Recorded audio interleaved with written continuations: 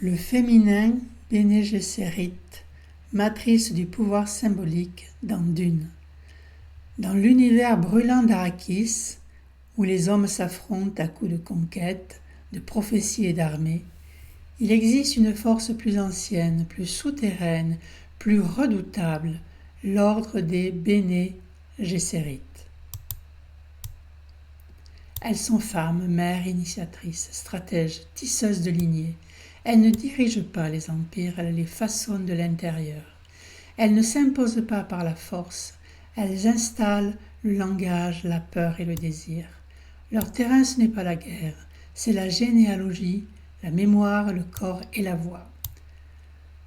Dans les Bene Gesserit, toute œuvre dans l'invisible, c'est le pouvoir de l'ombre. Elles maîtrisent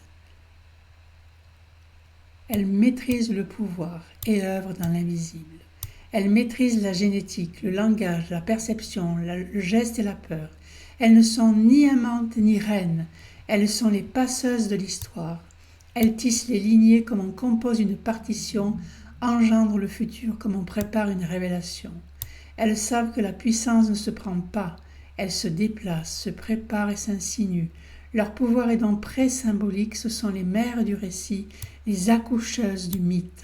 Jessica, la transgression fondatrice, Jessica, mère de Paul, est une Bene Gesserit, mais elle trahit son ordre en donnant naissance à un fils, là où elle devait produire une fille. Par cette déviance, elle brise une lignée, mais elle engendre un excès. Paul, le Kwisatz Haderach, l'être qui pourra accéder à des niveaux de conscience interdits, celui qui voit là où les autres se brisent. Mais Paul est le fruit d'une rupture, d'une transgression féminine, d'un désir hors programme. Jessica est à la fois mère, passeuse et déviance fertile. Le féminin dans Dune, pas d'affect, mais du sens. Ce féminin-là n'est pas doux, maternel, fusionnel. Il est lucide, stratégique, structurant.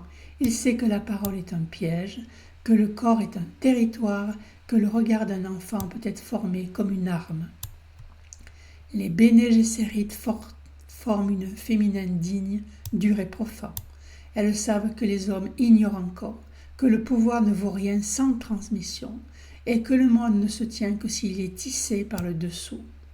Voix, mémoire et corps, les outils du féminin symbolique. Les Bene Gesserit maîtrisent la voix, ce pouvoir d'ordonner sans fracas, de faire plier les volontés sans force. Mais ce n'est pas de la magie, c'est une connaissance du langage comme une structure de l'inconscient. Elles incarnent aussi la mémoire génétique, portant à elles les vies de leur mère, leur grand-mère, leur lignée morte et vivante. Elles sont archives humaines, corps-monde, temple de la continuité. Le féminin, comme matrice du lien et de la rupture, ce que Dune nous donne à penser, c'est un féminin ni dominé ni dominant, mais fondateur. Un féminin qui transmet sans s'imposer, qui construit sans prendre le pouvoir, qui anticipe, détourne, protège et parfois dévie. Les Bene Gesserit savent que le salut ne vient jamais de celui qui règne, mais de celle qui tient la trame. Elles ne veulent pas être reines, elles veulent que le monde tienne ou bascule avec justesse. Le féminin comme clé du monde. Dans le chaos des empires, dans le sable qui efface tout, le seul pouvoir qui dure est celui qui se transmet, non par la conquête, mais par le corps, la langue et la mémoire. Dune nous rappelle que le féminin symbolique ne se voit pas, mais il structure tout, qui n'est pas un rôle, mais un axe, et que sans lui, ni Paul, ni Arrakis, ni la prophétie n'existeraient.